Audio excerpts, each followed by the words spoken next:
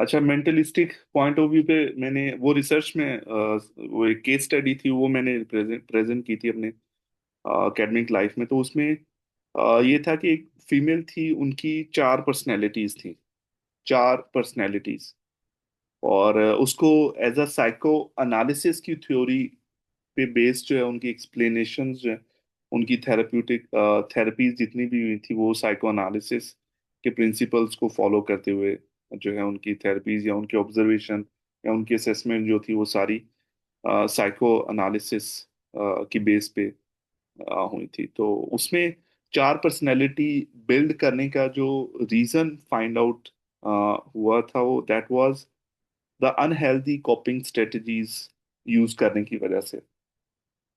जैसे repression, repression हम अपने स्ट्रेसर्स को जब रिप्रेस करते रहते हैं ना, प्रेस करते हैं, रिप्रेशन क्या होता है, हम इग्नोर करते हैं।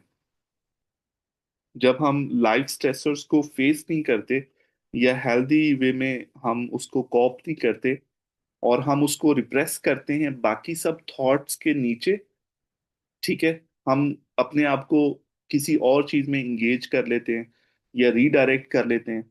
तो उसको हम रिप्रेशन, उस मेथड को बेसिकली कहते हैं। हाँ, ये स्प्लिट पर्सनैलिटी डेवलपमेंट की मैं बात कर रहा हूँ कि जिसमें, जिसको हम डिसोसिएटिव आइडेंटिटी डिसऑर्डर भी कहते हैं। तो वो जो फीमेल थी जिसको ये डिसोसिएटिव आइडेंटिटी डिसऑर्डर हुआ था, सो उसके जो कॉपिंग स्ट्रेटजीज की असेसमेंट की, तो उसमें सबसे ज्यादा वो रिप्रेशन का जो एक डिफेंस मैकेनिज्म था, वो यूज कर रही थी। ठीक है। तो जितना ज्यादा वो डिफेंस मैकेनिज्म रिप्रेशन यूज करती थी, उनकी एक नई से नई पर्सनैलिटी आगे से आगे बनती जा रही थी। तो ये कॉन्सेप्ट था सिगमंड फ्रॉइड का कि अनकॉन्शियस आपके बिहेवियर्स को चेंज करता है, अफेक्ट करता है। ठीक है, आपका अनकॉन्शियस, अगर आपके अनकॉन्शियस में चीजें ऐसी छुपी हुई हैं, unwanted thoughts, unwanted feelings, unwanted emotions, तो फिर आपका बिहेवियर को वो कहीं ना कहीं अफेक्ट करता है। तो ये मेंटलिस्टिक कॉन्सेप्ट था। अच्छा, वापस हम चलते हैं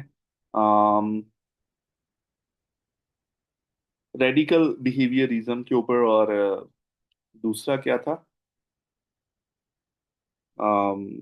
मेथडोलॉजिकल। मेथडोलॉजिकल।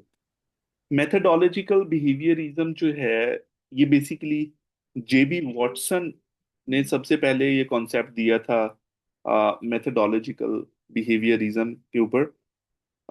उन्होंने, he actually said, let's just focus on the observable behaviours.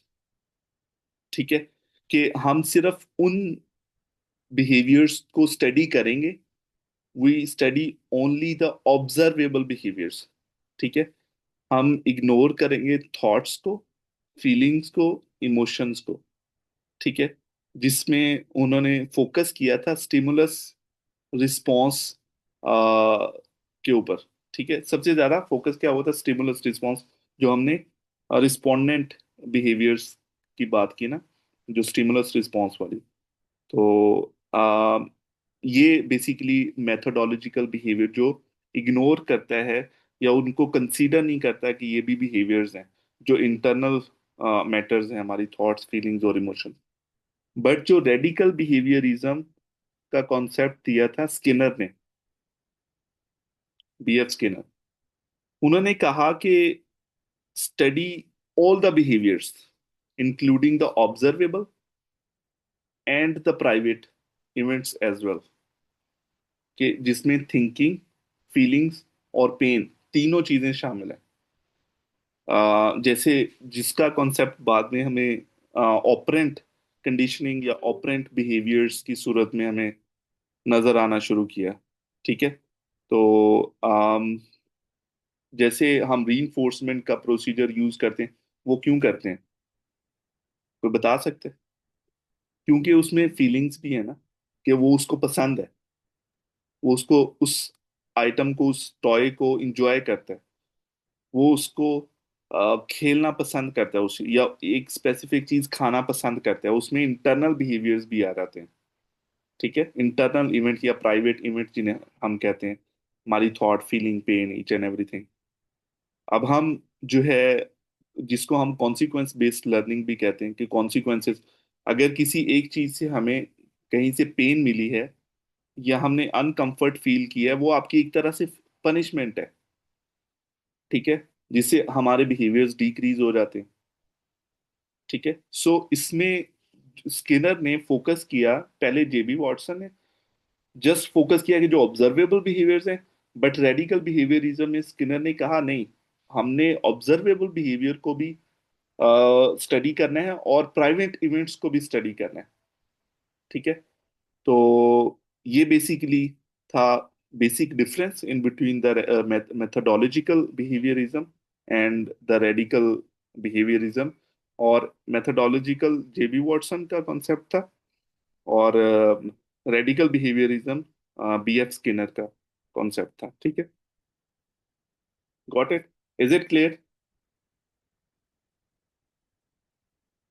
ठीक है, तो बेसिकली जो फादर ऑफ एबीए कहा जाता है, इसीलिए जो आज हम एबीए कर रहे हैं ना, ये रेडिकल बिहेवियरिज्म है, ये मेथोडोलॉजिकल नहीं है। जो आज हम एबीए परफॉर्म करते हैं, जो एबीए थेरेपी हम करते हैं, वो रेडिकल बिहेवियरिज्म है। हम इसमें फीलिंग्स, इमोशंस, पेन को भी फोकस करते हैं। अब जैसे रीइंफोर्समेंट पनिशमेंट है, पनिशमेंट हम या रिस्पॉन्स कॉस्ट है, वो क्यों यूज कर रहे होते हैं? क्योंकि उसको वो पसंद नहीं है, या हम ओवर, जिसको हम रेस्टिट्यूशनल ओवर करेक्शन यूज करते हैं। और रेस्टिट्यूशनल ओवर करेक्शन में क्या होता है कि हम बर्डनाइज करते हैं बच्चे को। अगर कोई एक प्रॉब्लम बिहेवियर अकर हो रहा है, रेस्टिट्यूशनल ओवर करेक्शन क्या होगा कि बच्चा पेंट उतारता है, उसका बिहेवियर है पेंट उतारने वाला। Every time he takes of his paints, वो जो पेंट उतारी है वो तो पहनेगा पहनेगा, साथ वो 5 पैंट्स और पहनेगा ऊपर से, जिससे उसको डिस्कम्फर्ट फील हो।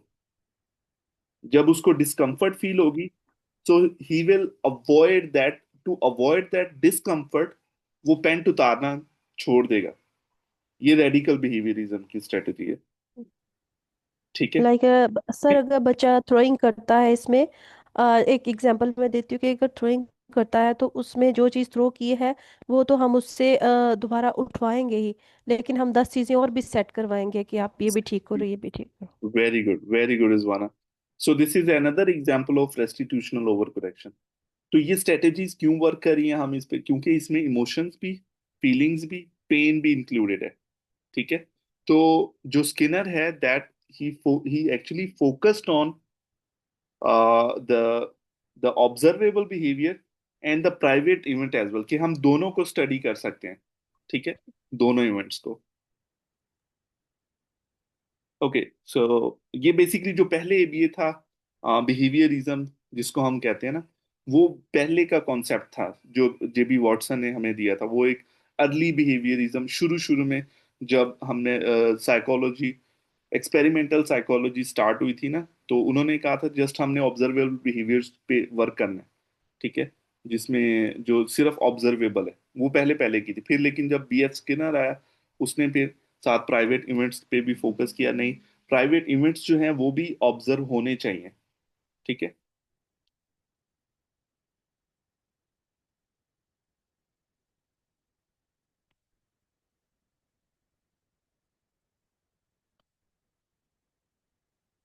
ओके, सो मेंटलिज्म का भी क्लियर हो गया आप लोगों को? मेंटलिज्म क्या है?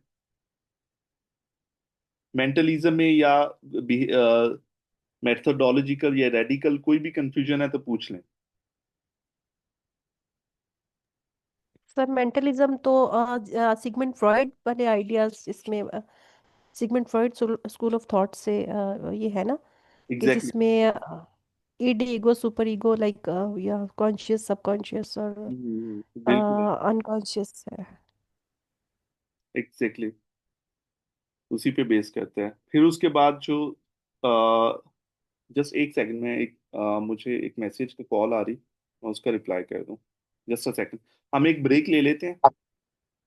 Let's have a break for 20 minutes. अभी जो है इट्स 6:50 होने वाले हैं, 6:48 हुए हैं अभी, 2 मिनट रहते हैं। So we will join the class on 7:10 इंशाल्लाह। 7:10। Okay. Okay. Okay sir. Okay.